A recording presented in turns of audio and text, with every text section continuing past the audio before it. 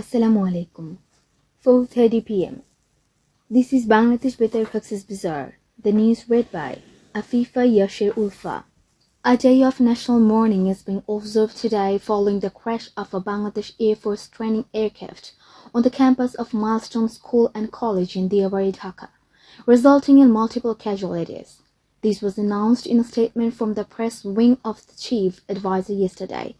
The statement mentioned that in observance of the national mourning, the national flag is being flown at half-mast at all government, semi-government and autonomous institutions and educational institutions across the country. Flags are also at half-mast at all government and private buildings and Bangladesh missions abroad. Special prayers are being offered in all places of worship across the country for the deceased and injured.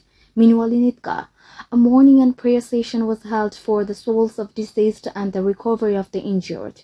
The program took place this morning at the auditorium of Idgah Jahanwari Islam Girls High School, where teachers and students participated. Presided over by head teacher Yashuddin, the national flag was lowered to half-mast. Special prayers and supplications were offered by senior teacher Muhammad Faridul Alam. Similar mourning and prayer sessions were held at various educational institutions in Ukhia. A youth consultation meeting on climate resilience and the third nationally determined contribution, NDC 3.0, was held in Cox's Bazar. The event was jointly organized by the District Information Office and UNICEF this morning in the conference room of the Deputy Commissioner's Office. This meeting was attended by officials from various government and non-governmental departments as well as children, adolescents, and youth.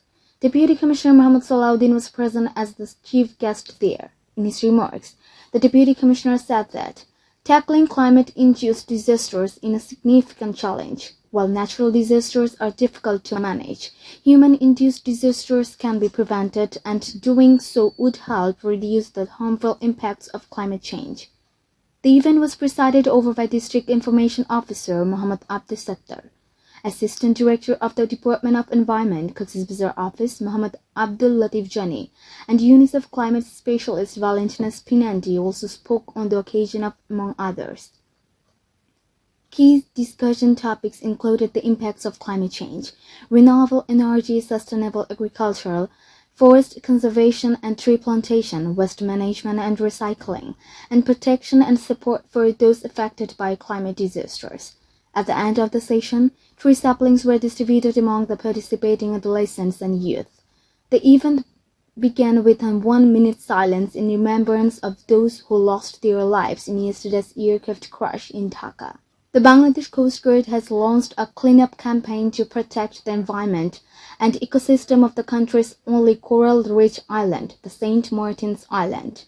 The news was confirmed this morning in a press release signed by Lieutenant Commander Siamul Haq, the media officer of the Coast Guard.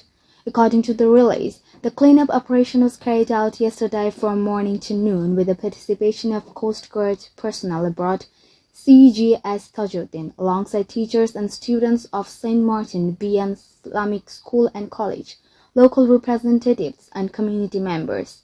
The Coast Guard officer stated that such initiatives will continue to protect the island's environment. Police have recovered the body of a young man in Ukhia. The body was found this morning inside a furniture shop in the Jadimura area under Rajapalang Union of the Upazila.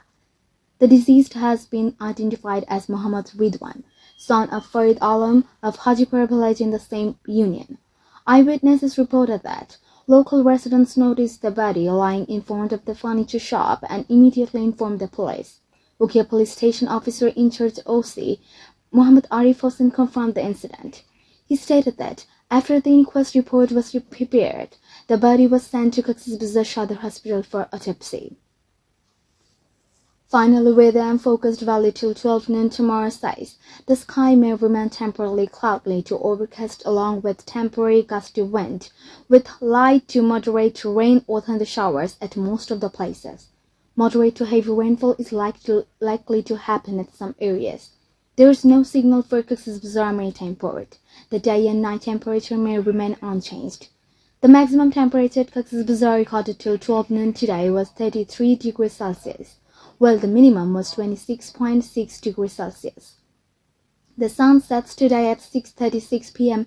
and rises tomorrow at 5:22 a.m. Here's the tide schedule for the mouth of the Bacolod River and its surrounding coastal areas. Today, high tide began at 3 p.m. and will continue until 8:57 p.m. Low tide will begin at 8:57 p.m. and continue until 3 tonight. Now the high tide will begin at 3 tonight and continue until 9:31 in the morning tomorrow. And that's the end of the news. Our next bulletin will be at 9:30 a.m. tomorrow in Bangla.